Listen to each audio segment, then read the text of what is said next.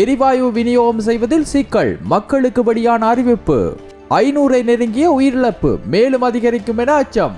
வெளிநாட்டவரால் அனுரவுக்கு வந்த புதிய சிக்கல், அதிரடியாக பிறப்பிக்கப்பட்ட உத்தரவு. பாடசாலை மாணவர்களுக்கு 25,000 ரூபாய் நிதியுதவி வழங்க அரசாங்கம் தீர்மானம்.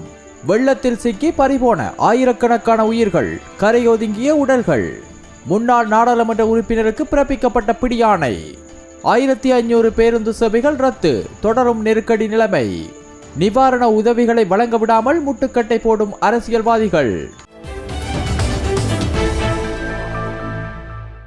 இலங்கையில் 4 மாவட்டங்களுக்கு எரிவாயு விநியோகம் செய்வதில் சிக்கல் ஏற்பட்டுள்ளது. கொழும்பு, பதுளை, கண்டி மற்றும் கேகாலை ஆகிய மாவட்டங்களில் 48 பகுதிகளுக்கு எரிவாயு விநியோகம் செய்வதில் தடை ஏற்பட்டுள்ளதாக அத்தியாவசிய சேவைகள் ஆணையாளர் நாயகம் அலுவலகம் அறிக்கை ஒன்றை வெளியிட்டு தெரிவித்துள்ளது. வீதி தடைகள் காரணமாகவே இந்த நிலை ஏற்பட்டுள்ளதாகவும் வீதிகளை சீர் செய்து விரைவில் விநியோகத்தை மேற்கொள்ள நடவடிக்கை எடுக்கப்பட்டுள்ளதாகவும் அதில் தெரிவிக்கப்பட்டுள்ளது. அதன்படி லிட்ரோ எரிவாயு நிறுவனம் நாடளாவிய ரீதியில் விநியோகத்தை உறுதிப்படுத்தியுள்ள நிலையில் சாதாரண நாட்களில் விநியோகிக்கப்படும் 75,000 சிலிண்டர்கள் இன்று 91,000 அதிகரித்து தட்டுப்பாட்டை நிவர்த்தி செய்ய நடவடிக்கை எடுக்கப்பட்டுள்ளது. இதேவேளை பதுளை மற்றும் கண்டி மாவட்டங்களில் நீர்வளங்கள் சபையினால் தனித்து சீர் செய்ய முடியாத 5 நீர்வளங்கள் திட்டங்கள் வீதி அபிவிருத்தி அதிகார சபையின் உதவியுடன் சீர் செய்யப்பட்டு வருகின்றன. நாடு முழுவதும் உள்ள 29,47,839 வீட்டு நீர் இணைப்புகளில் மேலும் 3,87,964 இணைப்புகளை சீர் செய்ய நடவடிக்கை எடுக்கப்பட்டு வருகின்றது. கண்டியில் 66.8%, கேகாலையில் 75.09%, குருநாகலில் 41.34%, புத்தளத்தில் 52.82% ஆகிய மாவட்டங்களில் நீர்வளங்கள் பாதிப்பு அதிகமாக உள்ளது. மேற்கொள்ளப்பட்ட மதிப்பீடுகளின்படி 20% தொலைபேசி தொடர்பாடல் தடைப்பட்டுள்ளது. இதில் அதிக பாதிப்பு புத்தளம் மற்றும் அம்பாறை மாவட்டங்களில் ஏற்பட்டுள்ளது. மின்சாரம் வழங்கப்பட்டவுடன் இவை வழமைக்கு திரும்பும். மின்சாரம் தடைப்படும் போது தொடர்பாடல் துண்டிக்கப்படாத வகையில் தொழில்நுட்ப மாற்றீடுகளை அறிமுகப்படுத்துவது குறித்து இலங்கை தொலைத்தொடர்பு ஒழுங்குபடுத்தல் ஆணைக்குழு கவனம் செலுத்தியுள்ளது. இதேவேளை தரை வழியாக செல்ல முடியாத மற்றும் உணவுப் பொருட்களை பெற்றுக்கொள்ள சிரமமான இடங்களுக்கு இலங்கை விமானப்படையின் உதவியுடன் உணவுப் பொருட்களை வழங்க நடவடிக்கை எடுக்கப்பட்டுள்ளது. சீரற்ற வானிலை காரணமாக நாடு முழுவதும் ஏற்பட்ட அனர்த்தங்களினால் உயிரிழந்தவர்களின் மொத்த எண்ணிக்கை 474 அதிகரித்துள்ளதாக அனர்த்த முகாமைத்துவ மத்திய நிலையம் தெரிவித்துள்ளது. நாடு முழுவதும் நிலவும் சீரற்ற வானிலை மற்றும் அனர்த்த நிலைமைகள் காரணமாக பாதிக்கப்பட்டவர்களின் விவரங்கள் அடங்கிய அறிக்கையை அனர்த்த முகாமைத்துவ மத்திய நிலையம் இன்று வெளியிட்டுள்ளது. குறித்த அறிக்கையின் புள்ளி விவரங்களின்படி அனர்த்தங்களினால் உயிரிழந்தவர்களின் மொத்த எண்ணிக்கை 474 அதிகரித்துள்ளதுடன் 356 பேர் காணாமல் போயுள்ளனர். இதுவரை கிடைக்கப்பட்ட தகவல்களின்படி 25 மாவட்டங்களிலும் 4,48,817 குடும்பங்களைச் சேர்ந்த 15,86,329 பேர் பாதிக்கப்பட்டுள்ளனர். இடம்பெயர்ந்த மக்களுக்கான நாடளாவிய ரீதியில் 1,385 பாதுகாப்பு முகாம்கள் அமைக்கப்பட்டுள்ளன. இம்முகாம்களில் 53,758 குடும்பங்களைச் சேர்ந்த 2,01,875 பேர் பாதுகாப்பாக தங்க வைக்கப்பட்டுள்ளனர். சொத்து சேதங்களை பொறுத்தவரையில் 971 வீடுகள் முழுமையாகவும் 40,358 வீடுகள் பகுதியளவிலும் சேதமடைந்துள்ளதாக அனர்த்த முகாமைத்துவ மத்திய நிலையத்தின் அறிக்கையில் குறிப்பிடப்பட்டுள்ளது. அதேவேளை சீரற்ற வானிலை காரணமாக நுவரெலியா மாவட்டம் கடுமையாக பாதிக்கப்பட்டுள்ளது. இதுவரை 89 பேர் உயிரிழந்துள்ளதுடன் 73 பேர் காணாமல் போயுள்ளனர் என மாவட்ட செயலர் துசாரி தென்னகோன் தெரிவித்துள்ளார். மொத்தமாக 6,959 குடும்பங்களைச் சேர்ந்த 24,681 பேர் இந்த பேரிடரால் பாதிக்கப்பட்டுள்ளனர். இதில் 2,934 குடும்பங்களைச் சேர்ந்த 11,453 பேர் மாவட்டம் முழுவதும் அமைக்கப்பட்டுள்ள 123 தற்காலிக தங்குமிடங்களில் தங்க வைக்கப்பட்டுள்ளனர்.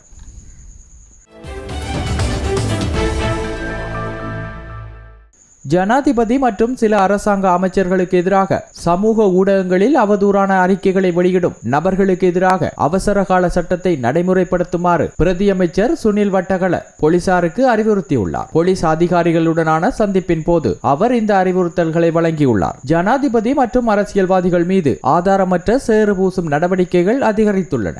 சமூக ஊடகங்களில் அதிகளவு இடம்பெறுகின்றது. குறிப்பாக சமூக ஊடகங்களின் ஊடாக தற்போது வெளிநாட்டில் உள்ளவர்களால் செய்யப்படுகின்றது. இது பொது பாதுகாப்பு சட்டத்தின் பிரிவு 5 அவசரகால சட்டங்கள் மற்றும் இந்த அவசரகால சட்டங்களின் கீழ் ஜனாதிபதி பிறப்பித்த உத்தரவுகள் இந்த சூழ்நிலையை தெளிவாக உள்ளடக்குகின்றன. தவறான கருத்துகள், திரிவுகள் மற்றும் இந்த சூழ்நிலையை குறை மதிப்பிற்கு உட்படுத்தும் வகையில் உடல் ரீதியாகவோ இணையத்திலோ AI தொழில்நுட்பம் அல்லது அது போன்ற எதனூடாகவும் யாரும் இது போன்ற பிரச்சாரத்தை செய்ய முடியாது. அவ்வாறு செய்பவர்களுக்கு 5 ஆண்டுகளுக்கு மேல் சிறை தண்டனை விதிக்கப்படலாம். கூடுதல் குற்றங்களுக்கு 10 ஆண்டுகள் வரை சிறை தண்டனை விதிக்கப்படலாம். இன்று சமூக ஊடகங்களில் ஜனாதிபதி மீது நடத்தப்பட்ட தாக்குதல்களை பார்க்கும் போது ஒரு மனிதனாக இது உண்மையிலேயே ஏற்றுக்கொள்ள முடியாது. சமூகத்தை சிதைக்கும் நோக்கத்துடன் இத்தகைய சிதைந்த மனநிலையுடன் செயற்படுபவர்கள் உள்ளனர். ஒரு அரசாங்கமாக நாட்டின் பொது பாதுகாப்புக்கு மிக உயர்ந்த மற்றும் சிறந்த முன்மாதிரியாக நாங்கள் திகழ்கின்றோம். இத்தகைய சூழலில்தான் பொதுமக்களின் கருத்தை சிதைக்கும் நோக்கத்துடன் இது செய்யப்படுகிறது. எனவே நாட்டில் ஒரு சட்டம் இருப்பதாக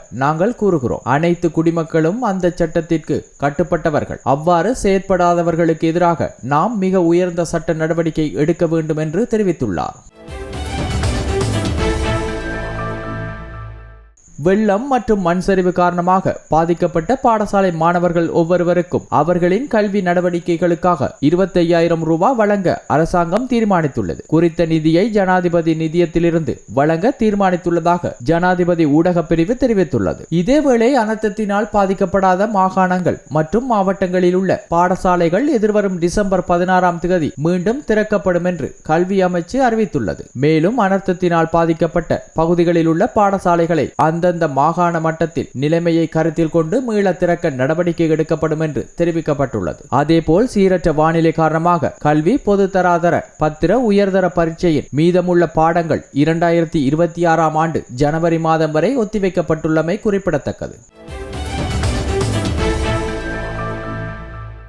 மன்னாரில் வெள்ளத்தால் அடித்து செல்லப்பட்ட ஒரு தொகை மாடுகள் உயிரிழந்த நிலையில் சவுத் பார்க் கடற்கரையில் கரையொதுங்கியுள்ளது. மன்னார் சவுத் பார்க் கடற்கரையில் உயிரிழந்த நிலையில் கரையொதுங்கிய மாடுகளை மன்னார் நகரசபை மீட்டு புதைத்துள்ளனர். மன்னார் மாவட்டத்தில் ஏற்பட்ட புயல் மற்றும் மழை காரணமாக வெள்ளம் ஏற்பட்ட நிலையில் இதனால் ஆயிரக்கணக்கான கால்நடைகள் உயிரிழந்தன. இந்நிலையில் வெள்ளத்தில் அடித்து செல்லப்பட்ட ஒரு தொகை கால்நடைகள் கடலில் விடப்பட்ட நிலையில் குறித்த கால்நடைகள் உயிரிழந்த நிலையில் சவுத் பார்க் கடற்கரையில் நேற்றைய தினம் மாலை கரையொதுங்கியது. இந்த நிலையில் அப்பகுதியில் பாரிய துர்நாற்றம் வீசிய நிலையில் மன்னார் நகரசபையின் கவனத்திற்கு கொண்டு செல்லப்பட்டது. இந்த நிலையில் மன்னார் நகரசபையின் தலைவர் டானியல் வசந்தன் குறித்த பகுதிக்கு சென்று பார்வையிட்டதோடு நகரசபை பணியாளர்களின் உதவியுடன் கரையொதுங்கிய மாடுகள் மீட்கப்பட்டு கடற்கரை பகுதியில் பாரிய பள்ளம் தோண்டப்பட்டு உயிரிழந்த மாடுகள் புதைக்கப்பட்டது. முன்னாள் நாடாளுமன்ற உறுப்பினர் விமல் வீரவன்சவுக்கு எதிராக பிடியாணை பிறப்பிக்கப்பட்டுள்ளது. வழக்கு ஒன்று தொடர்பில் நீதிமன்றத்தில் ஆஜராகாத காரணத்தினால் கோட்டை நீதவான் நீதிமன்றம் இந்த உத்தரவை பிறப்பித்துள்ளது. ஜனாதிபதி செயலகத்தினால் தேசிய சுதந்திர முன்னணிக்கு வழங்கப்பட்ட 40 அரச வாகனங்களை முறைகேடாக பயன்படுத்தி அரசாங்கத்திற்கு 9 மில்லியன் ரூபாய் நஷ்டத்தை ஏற்படுத்தியதாக கூறப்படும் சம்பவம் தொடர்பான வழக்கு விசாரணையின் போதே இந்த உத்தரவு பிறப்பிக்கப்பட்டுள்ளது.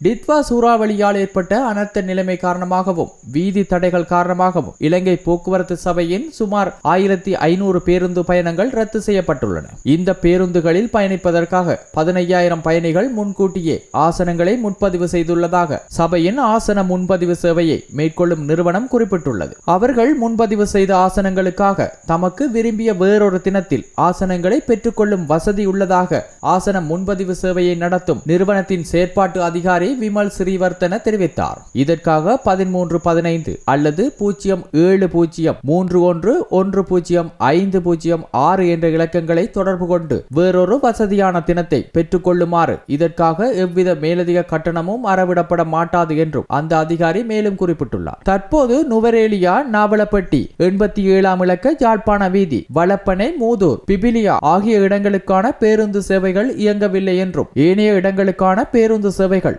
மீண்டும் ஆரம்பிக்கப்பட்டுள்ளதுடன் ஆசனங்களை முன்பதிவு செய்ய முடியும் என்றும் அவர் மேலும் தெரிவித்தார்.